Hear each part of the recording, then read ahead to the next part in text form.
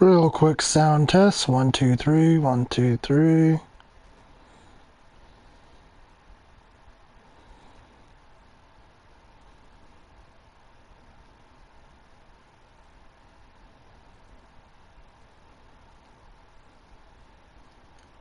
quick sound test. 1, 2, 3, 1, 2, 3. Okay, that is much better.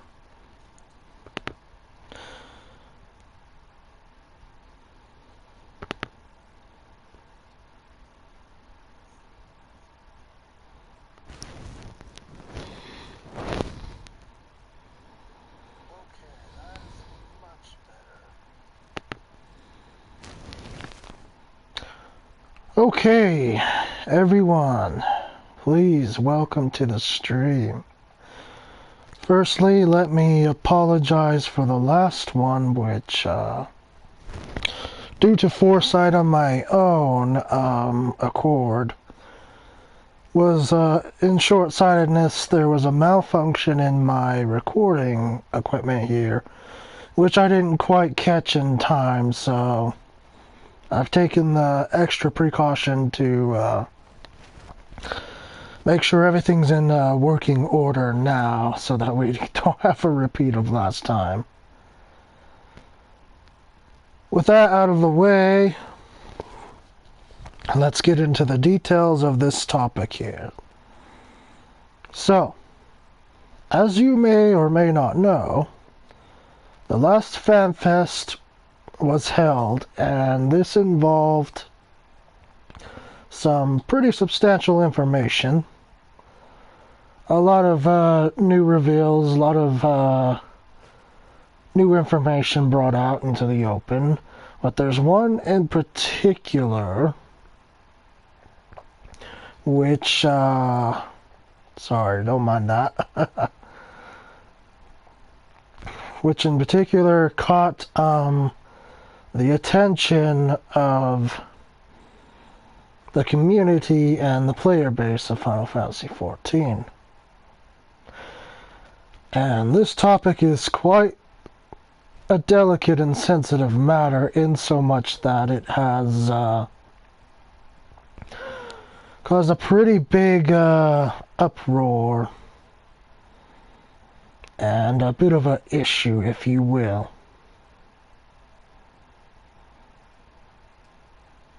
And what I mean by that is that there's a lot of noise going on because of this here topic that's we're going to jump into. So without further ado, let's jump right in. Now, before we get into the nitty-gritty details here, let me first explain this. I'm not defending anyone, and I'm not taking sides, or white knighting, you'll call it, with Square Enix. And that's not the purpose of this video here, to take any sides and to cause any more, drama than there already is. That's not the purpose of why we're here. We're here to discuss an ongoing controversy in a calm and most reasonable and rational way. Now, if you're one of those people that's come here to bash on others for their opinion, then I'm not going to humor you, and I will have your comments taken down, as it's inappropriate and it's not the way you should conduct yourself.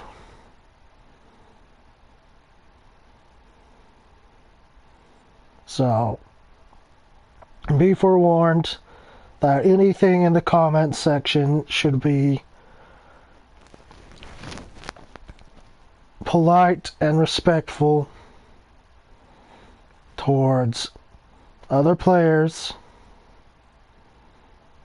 and other people with differing views that are different from yours, as that's why we're here discussing now, is to talk through it, not fight each other. So Please be respectful in the comment section. Thank you. So, that's out of the way.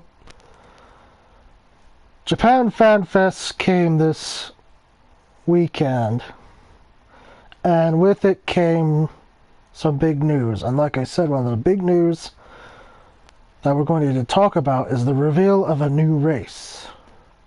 That being Hrothgar, or Rotgar, however you wish to pronounce it, which is also has a, sort of other canon name, which is basically Ronso. Now, some of you may have heard that before, the name Ronso. Maybe those of you who've played Final Fantasy X, perhaps, certain character that's in your party, for example, a person named Kimari Ronso. Well, that's exactly what is coming about with this new race, is that it is in fact the Ronso. However, there's a different variation, as in that they have different fur colorations for the race to make it more diverse and more enjoyable overall for presentation. However, this is what caused the main uproar, if you will, the mob mentality to burst and boil, if you will. And that's that this race, alongside the Vieira, which were revealed in the EU Fanfest in Paris, they're gender locked.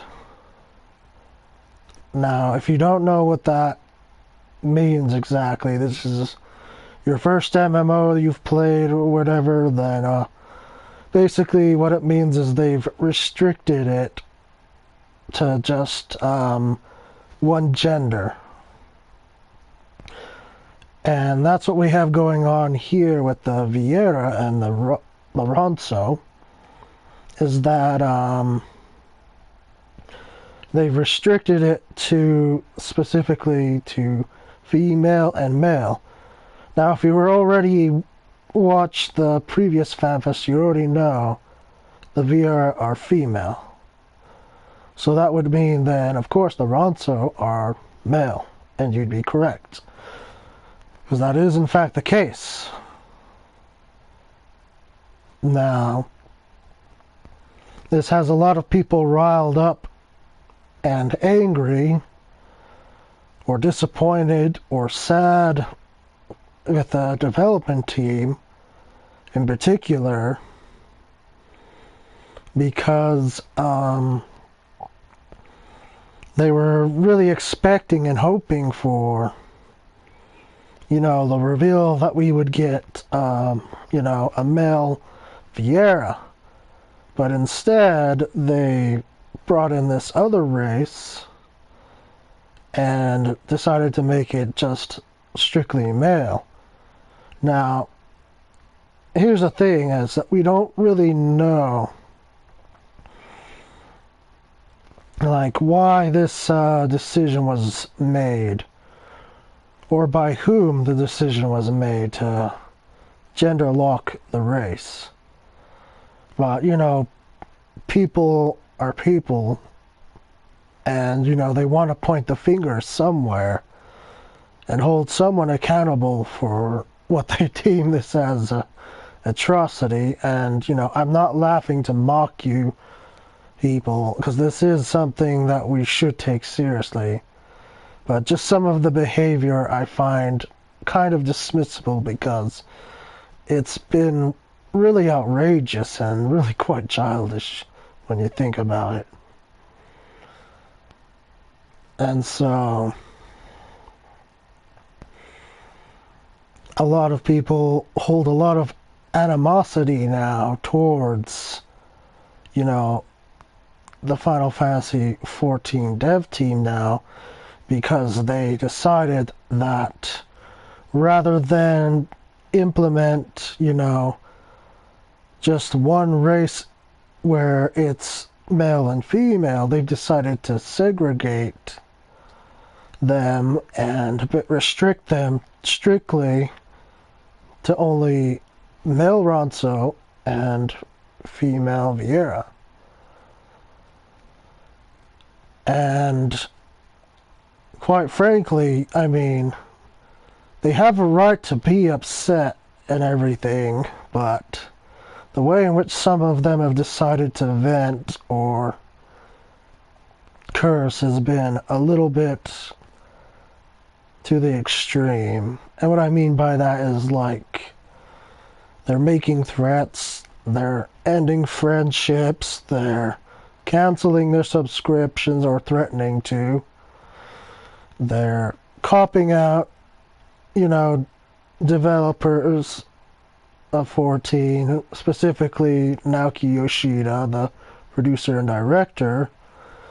And, they're just gnawing at each other's throat like rabid wolves. And it's really not a good thing for this game or this community to be doing this to, each other, and it really causes dissension and distance. And like I said, it destroys friendships, it's may destroy even free companies, Discord servers, all that. It might be doing a lot of damage than good in the long run, where, again, not everyone is, a doomsayer or saying, like, oh, this is the worst thing they've ever done, like, we should boycott, we need a riot right now, go burn down their office or something, There's not all people that are like that, no. But there are people who have seen some positivity and are looking at this from a different approach. And I want to discuss both point of views here in this video so that you can judge for yourself, what should be acceptable and what shouldn't be acceptable in an MMO atmosphere, especially one that's developed by a very wealthy and very really successful company. So we've discussed a little bit about the negative, how they're grabbing their pitchforks and everything, and they're doing all these kind of crazy things that it doesn't really shed a whole great light on the game as a whole. And that's kind of sad, especially if someone's a new player that's coming in and maybe they they wanted to see what 14 was all about, and maybe they were hyped for this new expansion, and now after they see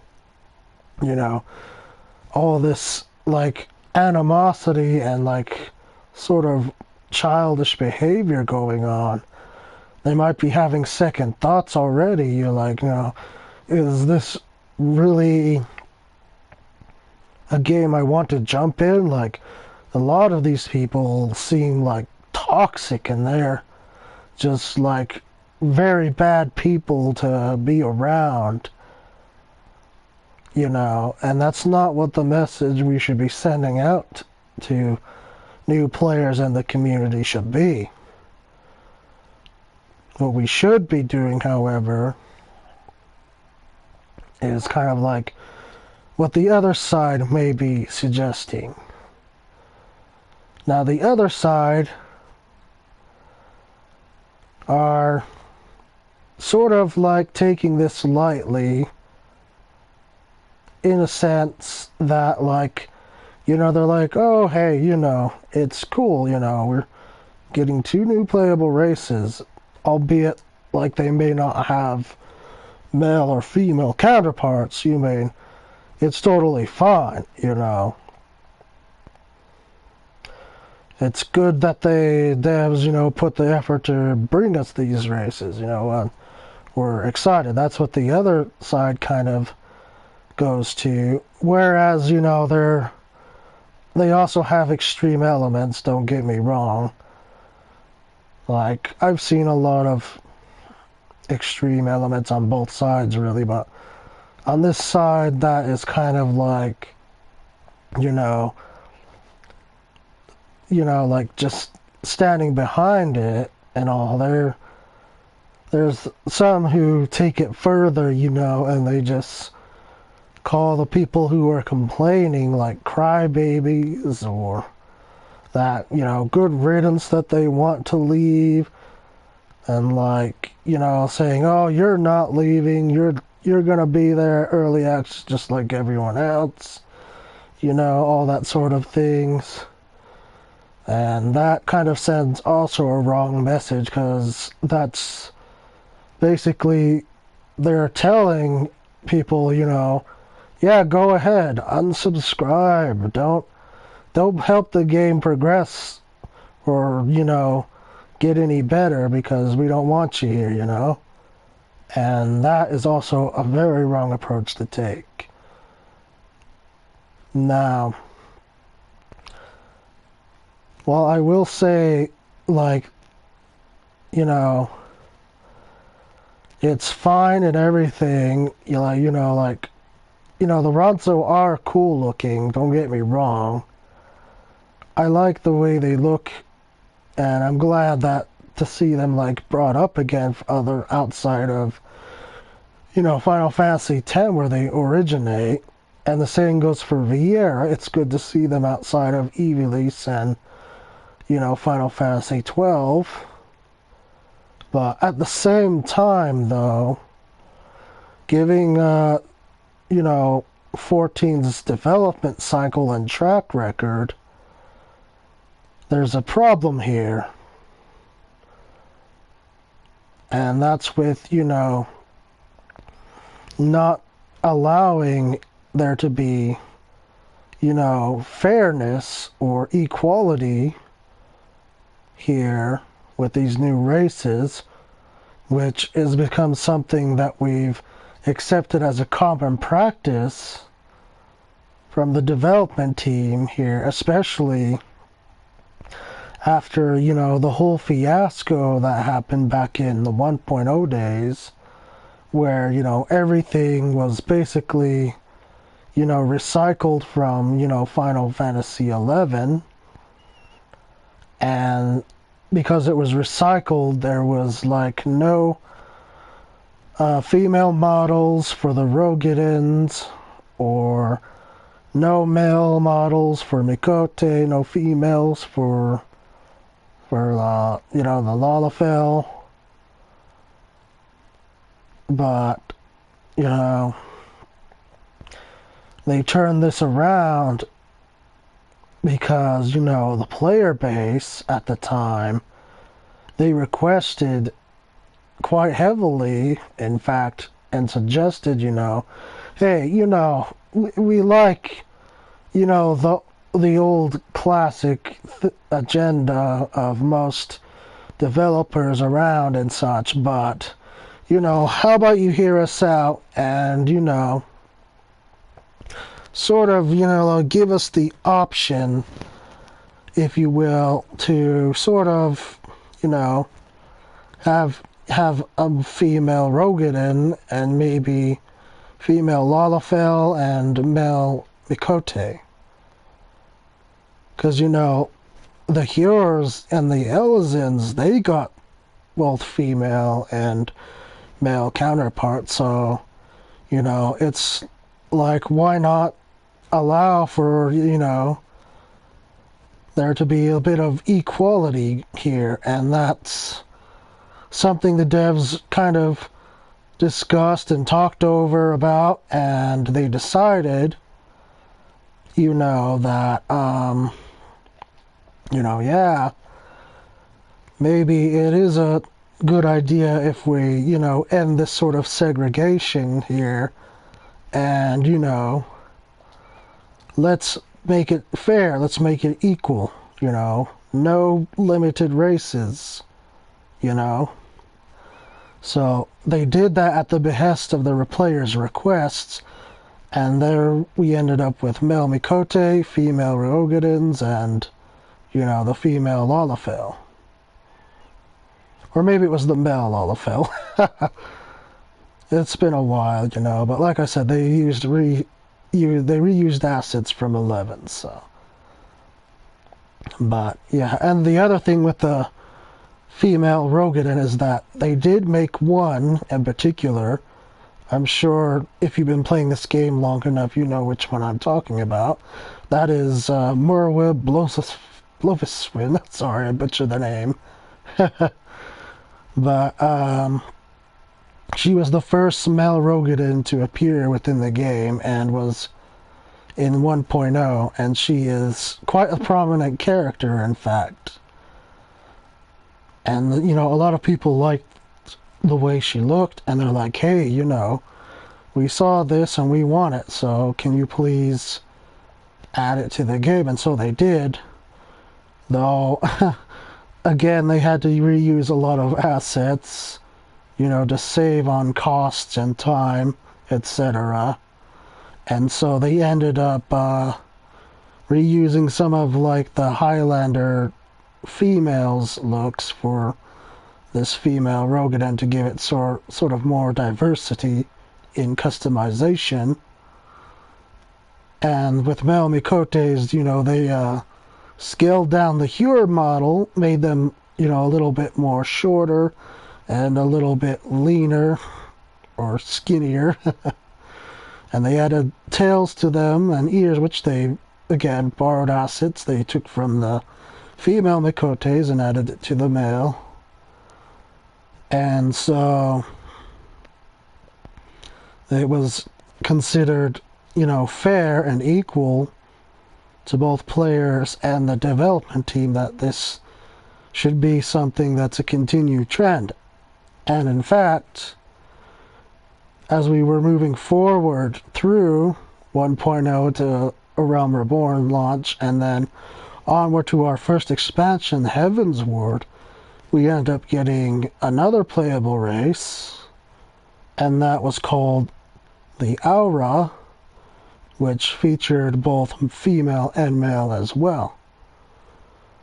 And so now, we're 2 years later after Heavensward, and we're approaching this new expansion, ShadowBringers, which, by the way, I think they've done a fantastic job with thus far. It looks really beautiful, what they've done with it so far, and, I'm amazed by how much, detail has been added to it, and I really hope that it is successful and flourishes, because it looks like something that they've really took a lot of work into.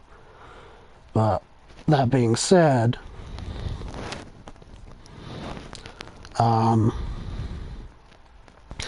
they've changed their practice with the implemented races here.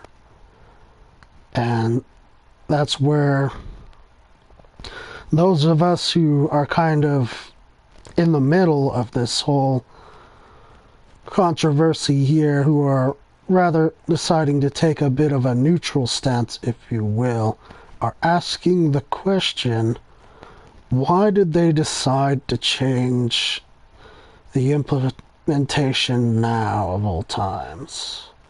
Like, this is kind of odd. It's not like them to do such a thing. And we're thinking, oh, well, maybe it was a joke, some of us think. Maybe it's just early April Fools like shenanigans and whatnot, but I don't really think that's the case, because when they make official announcements, especially during these fan festivals here, they go by the book. They don't, they don't tease us, they don't make jokes, even though in Paris they did joke with us about Vianga, and people took that pretty lightly. They weren't upset or anything. Some even laughed. But then they revealed, yeah, it's the Vieira. Okay, so, and then they showed official footage, and, people were okay with that. But now, they've said it's restricted. It's limited to only male Ronso and only female Vieira. And the thing that has the side that's against, all this, that has them so angry, is that a lot of people were expecting there to be a male Vieira counterpart. And, the dev team led us to really believe that by giving us, all this information about them, heavily implying lore-wise that, yeah, they're there, but at the same time saying, they're kind of recluse and, they stick to the shadows sort of thing. Well, I mean, that's all fine and good, but, ninjas are also walkers of the shadows. But yet we have ninja implemented as a job that's playable. So it seems just a little counterproductive, for them to kind of basically say, like, they exist, yes, but you won't see them, sort of ordeal. And the other thing is the excuse which was used at the FanFest for why they decided not to add Mel Vieira, or female Ronso for that matter, and that's because it's not lore appropriate. And,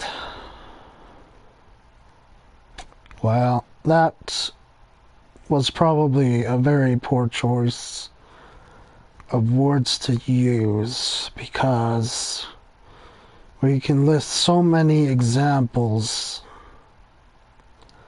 of things that don't fit the traditional lore here of Final Fantasy XIV. Things that,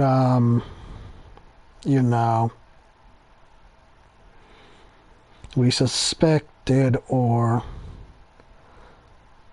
knew weren't very lore friendly. And these are things like the crossover event stuff like Yokai Watch or Final Fantasy XIII, and now, Final Fantasy XV, which don't seem to really have a place in this lore of this game. But of course, some devs will say, oh, well, this never really happened at all in Eorze's history. You just kind of imagined it all, or it was dreamt. Well, I mean, you can say that, but yet you still give us, equipment from those respective games, stuff that shouldn't exist in the first place. Still, you give it to us. And those are perfectly lore acceptable to you. Well, that's kind of where we have to draw a line and really start thinking.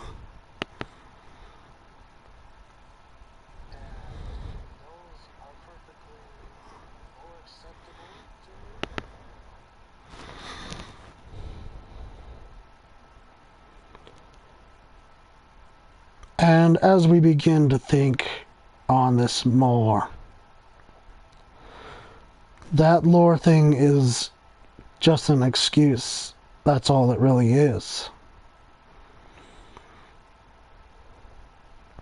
And in my mind, I'm thinking that maybe this was intentional. And that maybe, you know, the director, Naoki Yoshida, being, you know, who he is, you know, he's kind of like that. He's the guy that will take the bullet if any backlash is received and everything. And I think that's a classic example of that right now, is that he decided he would bite his tongue and, you know, not kind of say what really happened or what was going on, to make it so that they had to, you know, limit our races, our playable races in this way. And, you know, while I can respect him and honor him for that, it's really not healthy for the community. And we can see that now, as it's been happening on the forums, on Reddit, some Discord servers, other places, like here, or, you know, elsewhere, Twitch, wherever. It's causing a lot of division and a lot of animosity, a lot of hatred. And that may have not been what, you know, Naoki Yoshida was intending to happen. But I think it's not within reason to suggest that he didn't suspect that things could happen this way. And in fact, I think he was waiting and anticipating that, you know, yeah, the fans, they're going to be disappointed about this. They're going to be upset with us over this. But for whatever reason, they're not allowed, you know, to implement a male Vieira or a female Ronso. And, you know, what I believe, or I'm sure what others might be thinking, is the cause of this is that maybe, you know, just maybe, they rushed too headlong into developing 2 new races at a time, which was more work than they could handle. And they were running on a limited budget, and so these races had to be very low on the priority list for things that they had to have accomplished before their deadline, and have it ready for, you know, presentation. And so, because of that, a limited budget and of, you know, a strict sort of deadline approaching, that they needed to have it done for presentation by a certain date, they decided just to, you know, either set aside or discard it for the time being. And that's pretty, like, not uncommon for them to do. Like, if you've gone over past interviews with Naoki Yoshida and his dev team, they have told us, there are things they were planning on implementing earlier on, but they ultimately decided against it because they figured like they weren't going to get it done in time and have it be ready for, critique and for, presentation, basically. And an example of that would be, some of the jobs we've gotten, like Ninja, for example. They said they were originally going to include it with A Realm Reborn's launch date, but because they were so crunched for time and their resources were being diverted elsewhere to make the game, basically playable and such for us, they had to make that sacrifice of not including this job. However, they then decided that they would revisit it, and they eventually added it into the game.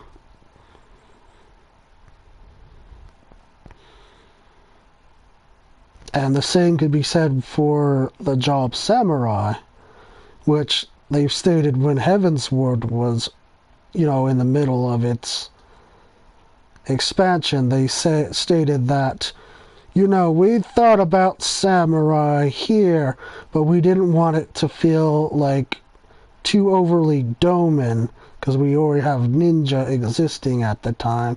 So we decided to turn Samurai away. But then, as they've received more and more feedback from the player base, from us, that, we really want to see Samurai in the game. We really want to see Red Mage. From all, the feedback and the noise made for those, they eventually, they caved in and said, you know what, let's do it. Let's give them, what they asked for. We've made them wait long enough, and I think, it's time that we added this to the game, and they did. They gave us Samurai and Red Mage. And to use, another recent job, Blue Mage as an example, albeit I know that's a whole another different matter in of itself, but it was also heavily requested to be added to the game, and look what happened. They caved in and they gave it to us. Granted, it's limited by what it can do as content-wise goes, because they feel that, it's just, too good to be in a normal composition, which I don't know. Maybe they have plans to make it some ridiculously, OP god tier class or something like that, which, so far, in my honest opinion, it hasn't been really that at all. It's been kind of just like a side attraction, which is really sad. I'm sorry to you people who out there who you maybe enjoyed Blue Mage or wanted it to be something more than what it was, but it's just something that they thought that they should deliver on, even if it's not something that a lot of people like. It's still something they did for us, with the consideration that it was heavily, requested and heavily wanted. And so, steering back on topic here, sorry. It's really kind of unbecoming then, that they decided not to include, a male Viera or a female Ronso. And in fact, not a lot of people were very vocal or very loud in wanting, Ronso.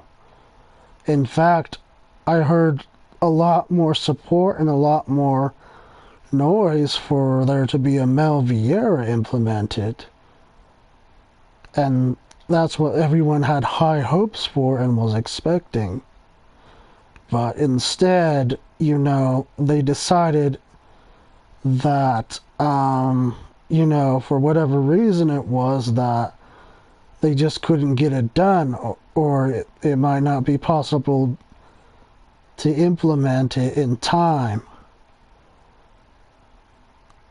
And I think they were really sort of procrastinating on what they should do. And what became of that is that they decided instead, well, you know what? We already have existing, assets for the Ronso. Why don't we just throw together something, to make it so that they have the Ronso race from Final Fantasy X. The players like these callbacks to other games, and they enjoy them a lot, which, I mean, it's true. They aren't wrong in that respect. It is nice to get a nice sort of nod and, sort of allusion to the classic Final Fantasies that we know and love and grew up with. But at the same time, they've set up all this, drive for Viera, and then people saw the female Viera and were ecstatic and wild happy for it, and then they wanted, the male counterpart to be coming with that, and they, a lot of people, after the EU FanFest, they were a little disappointed that they didn't show a male counterpart, and they figured, well, maybe they were saving it for, the Japanese FanFest, or maybe they were delayed in its final design a bit, and they decided that, well, you know what, we'll save it for the next FanFest. But then here we are now, the next FanFest happened, and it just didn't happen. There was no male Viera at all, but instead the Ronso. And like I said, though, I don't hate the Ronso. I mean, they're really cool. I really enjoyed Final Fantasy X myself, as it's one of the games I played growing up. And I always thought that Kimahri was one of the coolest characters from that game. Seeing him, be a Dragoon, as well as use Lancet to, steal the enemy's attack and throw it back at him, was pretty hilarious and also amusing at the same time. But, I mean, like I said, it wasn't really requested or asked for heavily. And I'd barely seen any, threads or forums, anywhere saying, hey, are we going to get, another playable race that's more beastly or more brutish? I've never really seen that much noise for that. I'm sure that there might have been maybe a collective in the community that was wanting something like that, and that's good. I'm glad that you guys, got this and you're happy for it. You certainly deserve it. But at the same time, all this suspense and all this stuff they built up for Viera, especially going as far as to add Viera to the lore of this game, despite saying they're not lore appropriate. It's really sort of to the side that's against this, a knife has been stabbed into their back and it's just being twisted now. And like I said, it might not necessarily be the developer's fault. And I'm not, like I said, I'm not defending them. I'm not gonna white knight and be praising Square Enix all the way up to, Paradise or whatever. I, in fact, think that this was a poorly handled issue, and that they should have chose different words to say rather than using lore as their excuse, their sort of scapegoat for not having it, implemented or ready for presentation on time. And I think it would have been better if Naoki Yoshida had just stated, just bowed his head, in apologies and said, we're sorry, that we didn't have it ready in time, but we are working on it, so please be patient. I think that would have been more acceptable. It's, a more acceptable way to word it rather than him just saying, we couldn't fit it into the lore. That's really not acceptable when they themselves added it to the lore, and in fact it was added to the lore by collaborating with Final Fantasy XII's, creator, and people call him the father of Ivalice.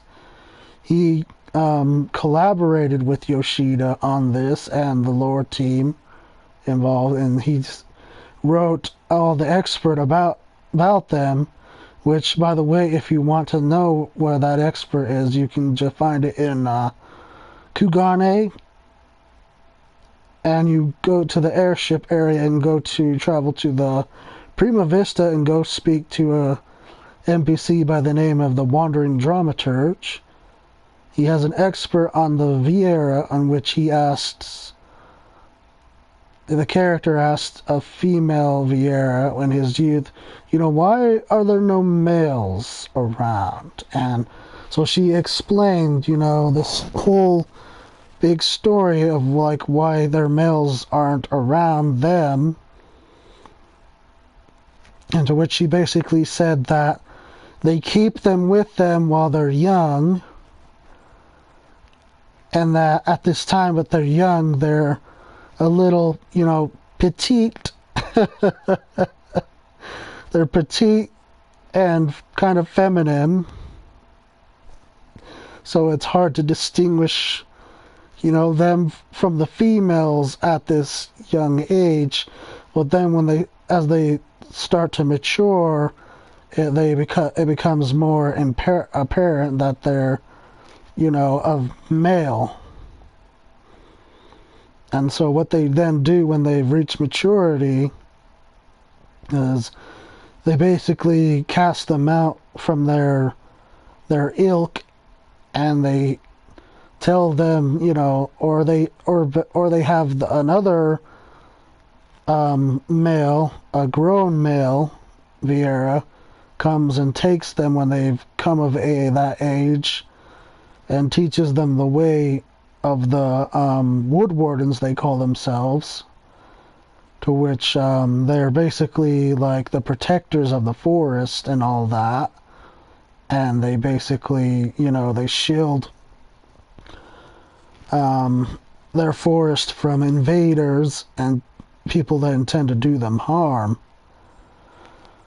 Which, again, there's another problem here that we run into with them not existing at all, or playable even, and that's that, one of the new areas which we're traveling to here in this next expansion is one of their forests called the Ratika Greatwood.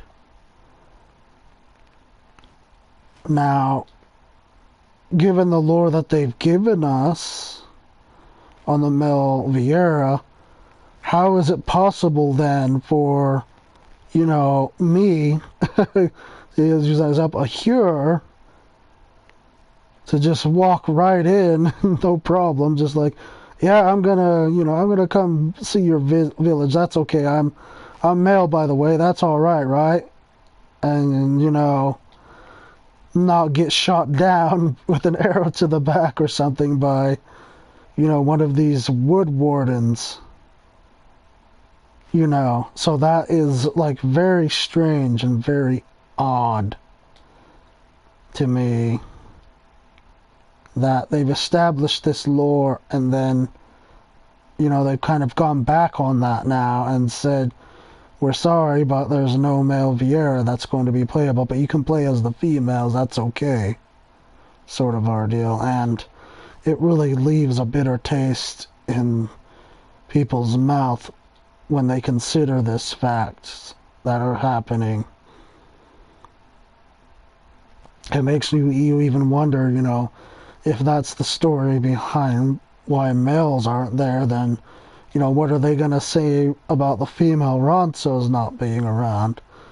Like, do they just mate like the male Vieira and then they're gone, never to be seen again? And they live in their own separate villages, which we'll never get to see? Or,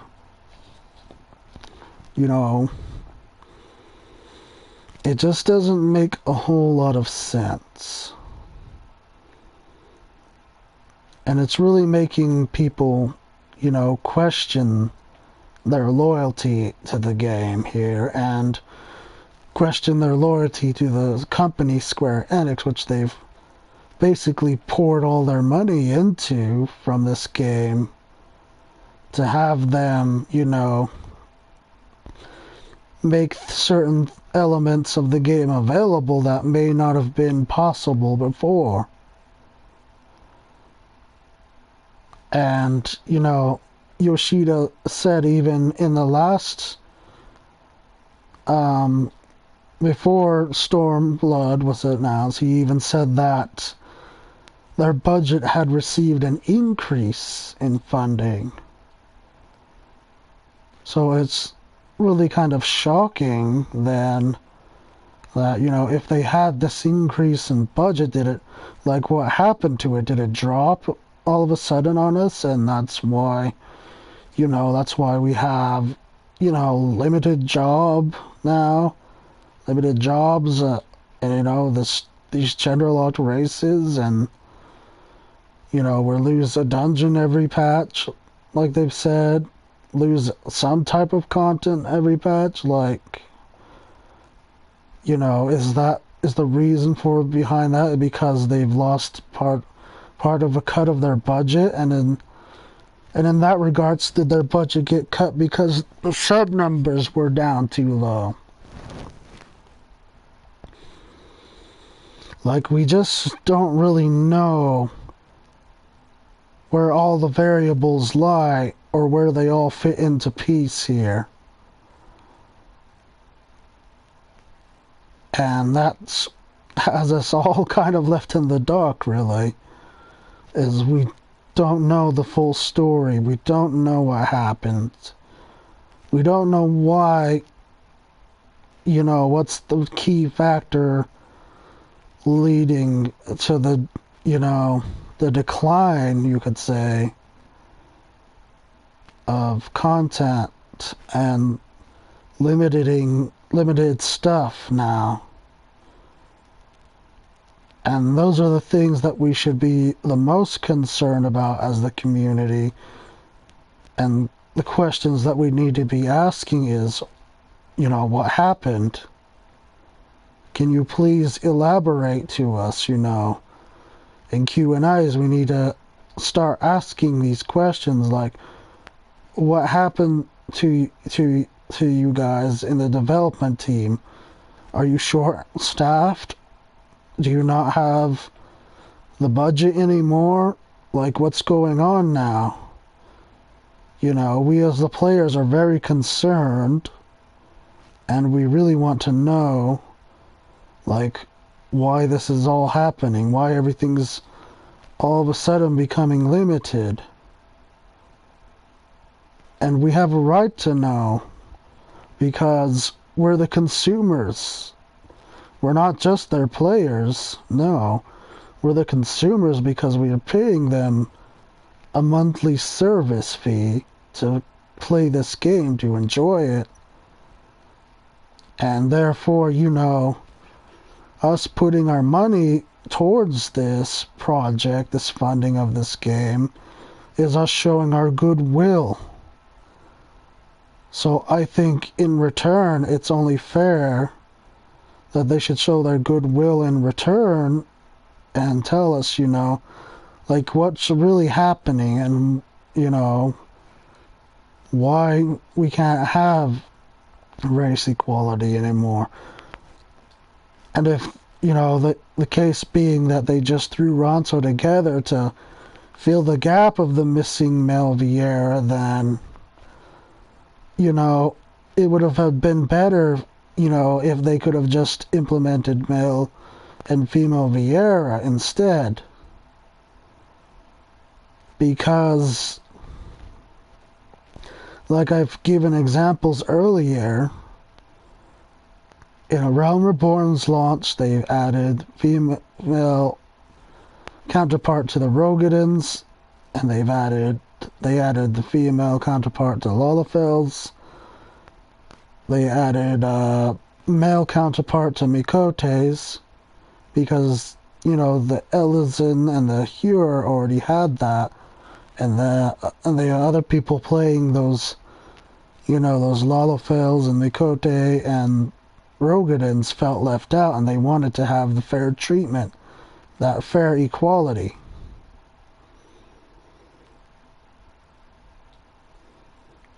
And, I brought that up a lot, the word equality and fairness.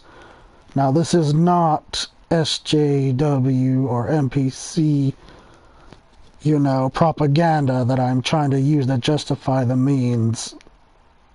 And no, I'm not salty, like I said earlier.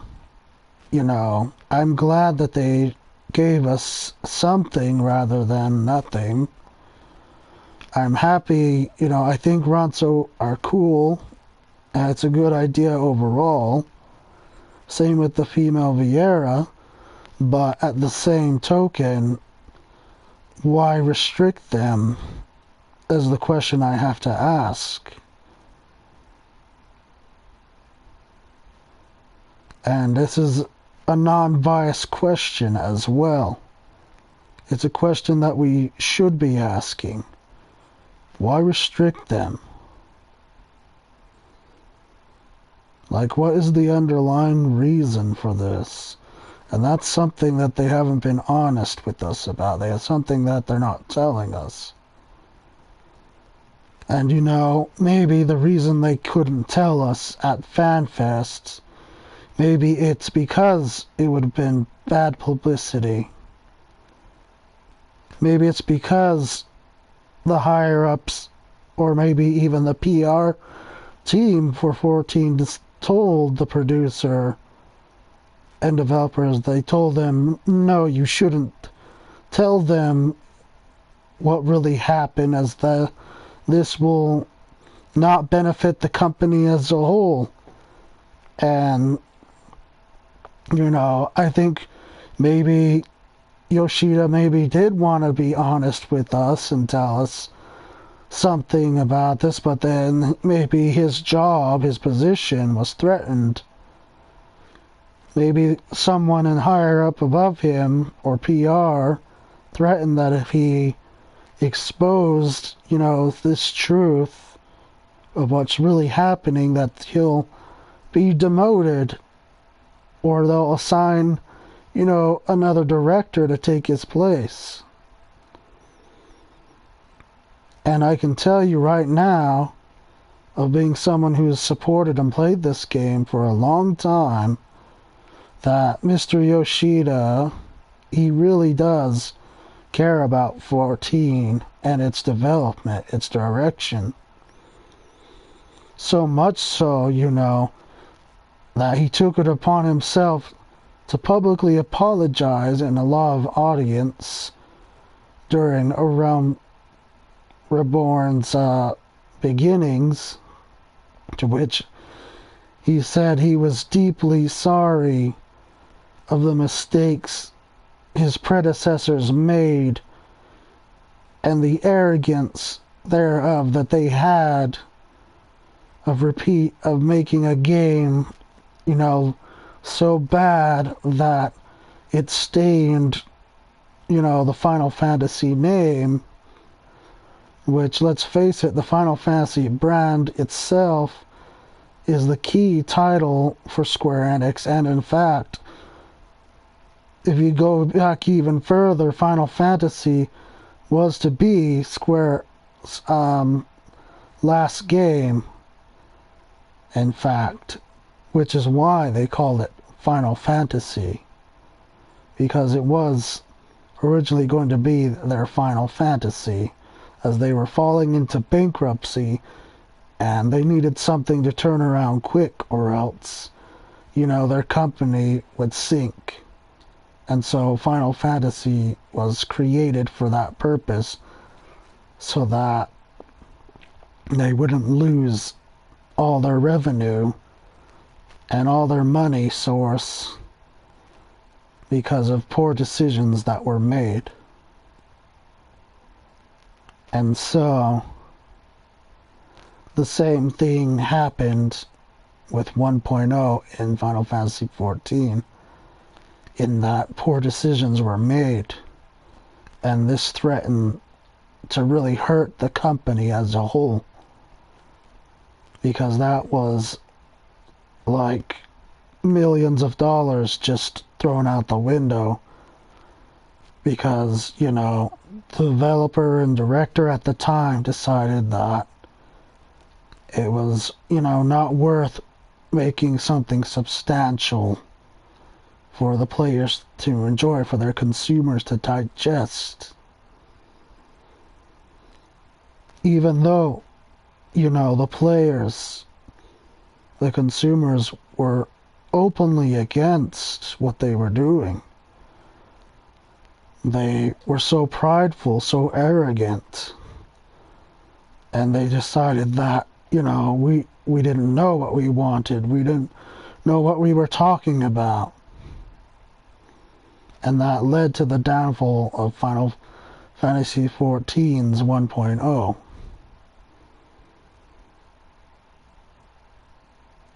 And so, this decline, they asked anyone who would step up to the plate, who would take over. And that person ended up being Naoki Yoshida, who said, he could take a crack at it. He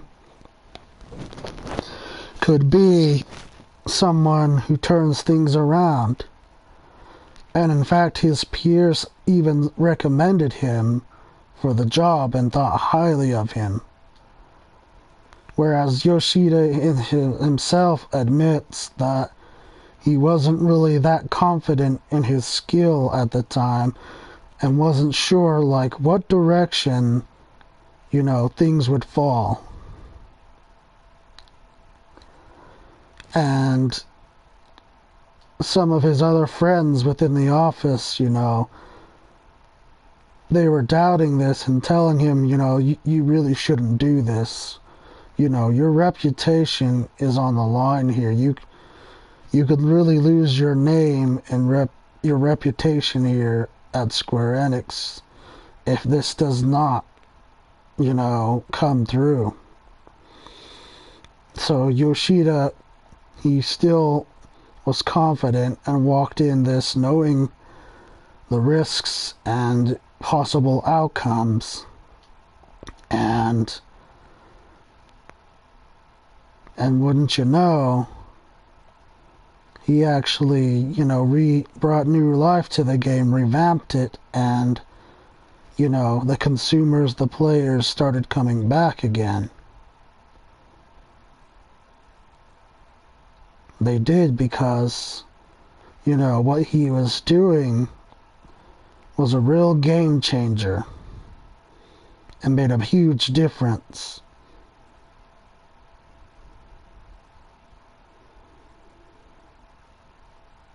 And he even went so far as to add the official forums as a means to communicate directly with the players and the community that's been established in 14.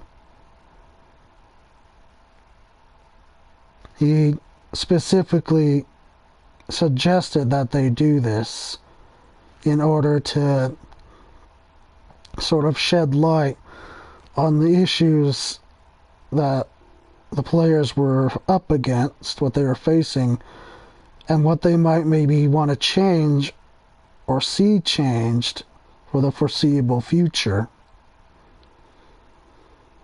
And so,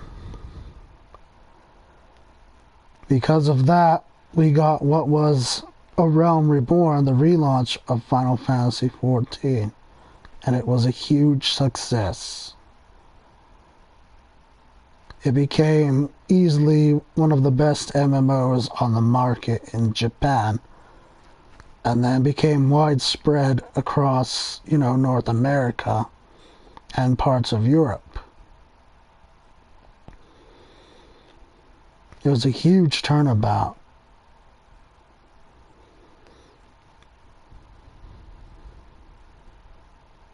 And as a thank you even to the veteran players who've stuck it out with them through thick and thin, they offered them, things like a reduced service fee for when their subscriptions, and like allowing them to keep their legacy chocobos and like legacy tattoos and everything. And they even,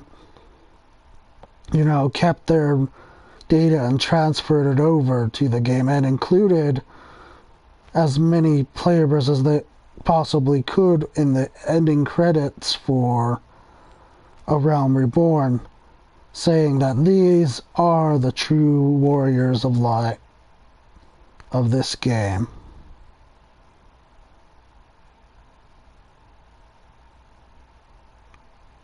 And so the game was basically saved and salvaged from its ashes. And, it's just incredible what they were able to do. And Heaven's Ward, even the first expansion, was pretty well received. Noting, of course, that towards the end it did kind of sink a little bit, but there were still quite a few players around, still hanging around enough to keep the game up and running, But overall it was well received. But then Stormblood came around, of course, and we had some issues that kind of just started to spiral things a little downward over time, and we're starting to really see that big hit now with these changes that have been happening. And that's not to say that change is a bad thing.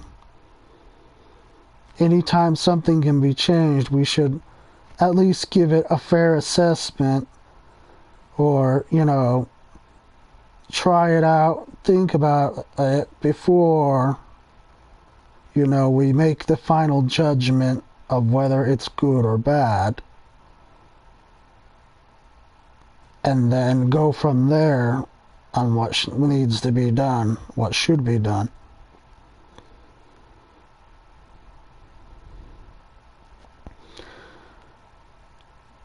Now, I think we'll close off the video here now, and I'll say my last remarks here. And that's that I'm not all for, these gender-locked races, or for limited jobs. Because to me, that feels like sort of, a mistake. And that's going back to older practices with other MMOs out there that are already on the market, have been in the market. To just take whatever cheap route that you can and worry about the repercussions later. That's the kind of mentality that these other games take. And they don't really care, like, what their players think or how they feel about their game. They basically shaft it aside and say, like, well, you know, you can leave at any time, but we know you'll be coming back once we dangle new shiny objects in front of you and all that. And that's a very terrible practice, not only for business, but for the health of a game's lifespan. It's a very, very awful practice. And it's what led to the decline in EA games, for example, and Bethesda, Blizzard. It's what's really hurt them in the long run, because they've refused to acknowledge how their players genuinely feel, their consumers, how their consumers feel about the state of their game and what they'd like to see changed and what they think that can be improved upon. They don't take this as valuable feedback because they think we're just some kind of brainless monkeys, essentially. We don't know how codes work. We don't know how designing works. We don't know how money works. That's what they think of us, these other games. But Final Fantasy XIV here has been very respectful and quite fair with us, the players, the consumers. They've listened to all of our complaints and all of our requests and suggesting ways for which they can improve in the future. And that's where we kind of got as far as we have so far, is because the development team values our feedback more than they value the money coming out of our pockets.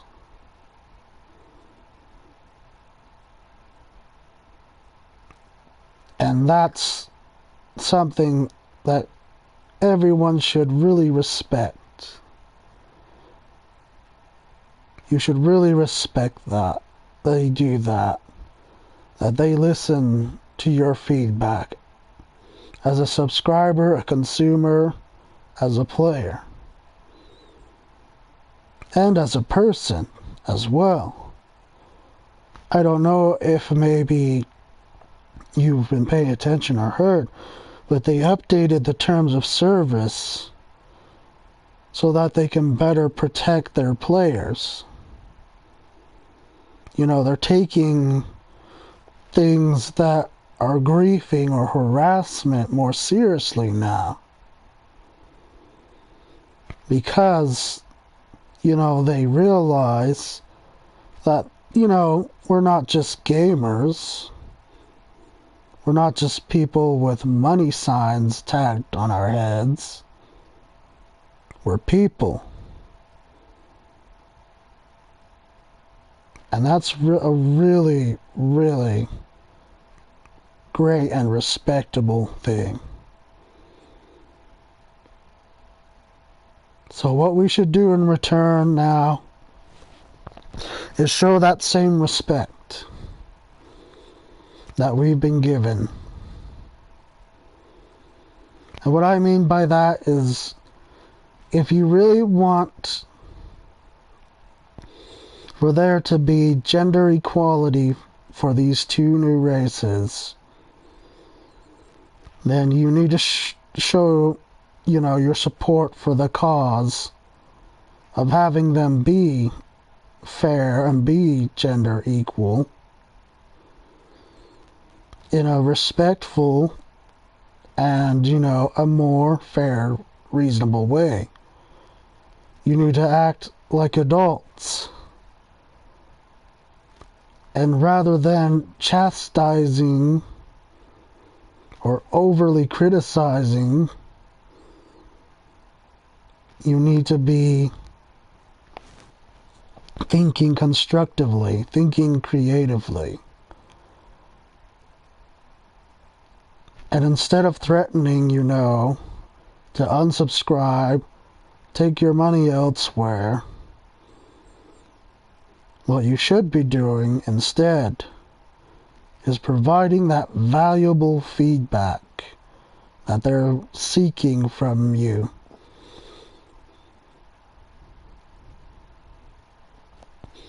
And the ways you can do that is voice your concerns. Explain to them calmly and rationally. Explain to them why you're dissatisfied with their choices so far in game. Outline all the factors of why you think it's a bad idea. Give examples, like I already have in this video.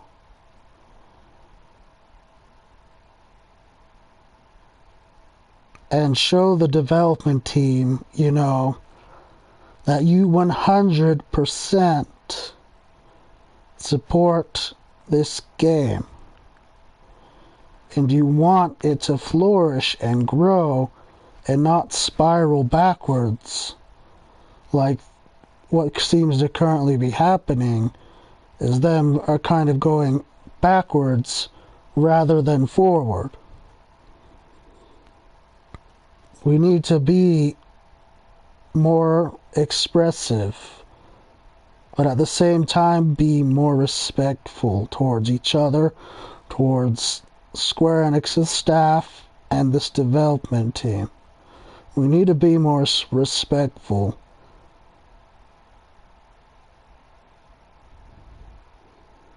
And think about this in a better way. And think about better methods to which we can communicate our thoughts to the developers of this game. Because, like I've said, they've shown us courtesy, they've shown us respect. And we should do the exact same thing.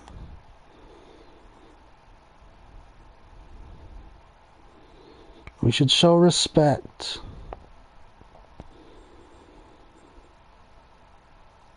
And like I said, though it's bitter, leaves a bitter taste and rather overall sour feeling to us that, yeah, it's happened, they've gender locked it,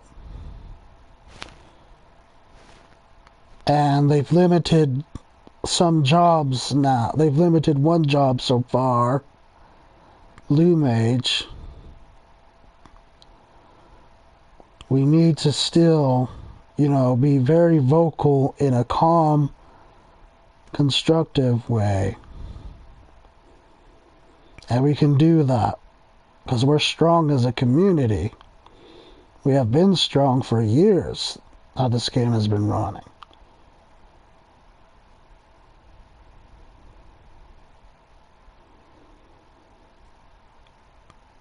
And we can make a difference together rather than dividing ourselves apart and hating each other and telling each other that one is wrong or one is right. Sorry about that, I got something stuck in my throat.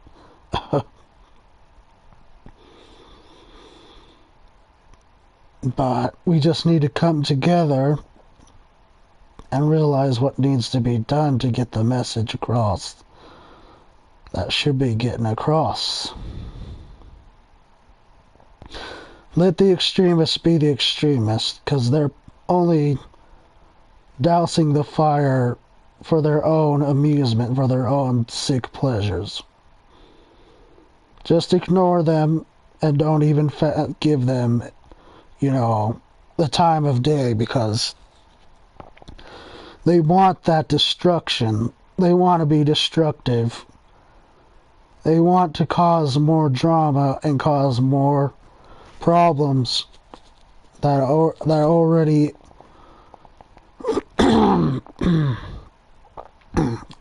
excuse me. I apologize.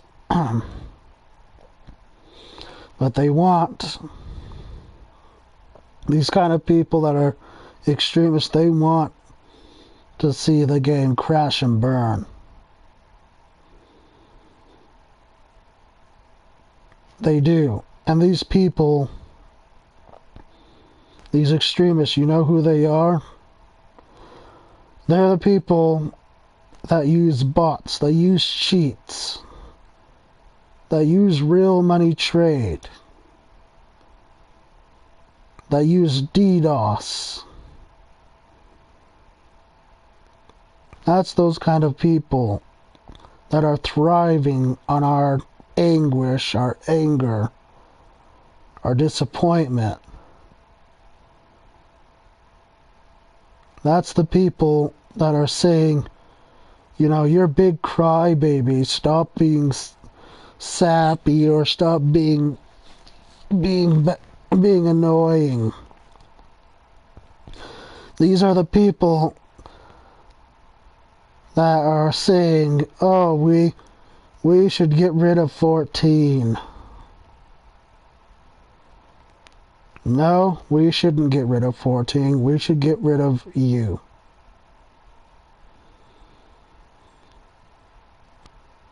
We should get rid of these people. Not listen to them. These people only want to tear down the game and tear the player base apart. It's kind of like a guerrilla warfare tactic, if you will. And I wouldn't be surprised, you know, if some of these players are developers from these other competitors even. It would not surprise me in the least if they are from these other gaming companies that just want to sabotage us. But we can rise above it. I know we can, because we have already before. And we can do so again. Let's build on the community, people, rather than give in and let it be destroyed. And with that, I'll end our video here.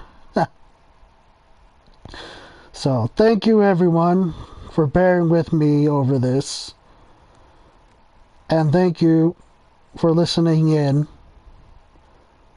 I hope that this was maybe enlightening for you, or shedded some light on the situation that we're up against, and what, you know, maybe what the dev team itself faces.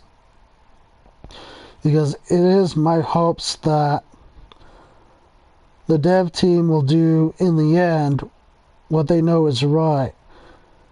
And even if we don't get like a male Vieira or female Ronso right away at the launch, who knows? We've made this much of a loud racket about it. Both, you know, good things and bad, like I said. They might just decide to implement them within 5.1 or 5.2 or 5.3 or 5.4, or, you know, maybe 5.5 for all we know. So don't give up on it just yet. keep making that noise,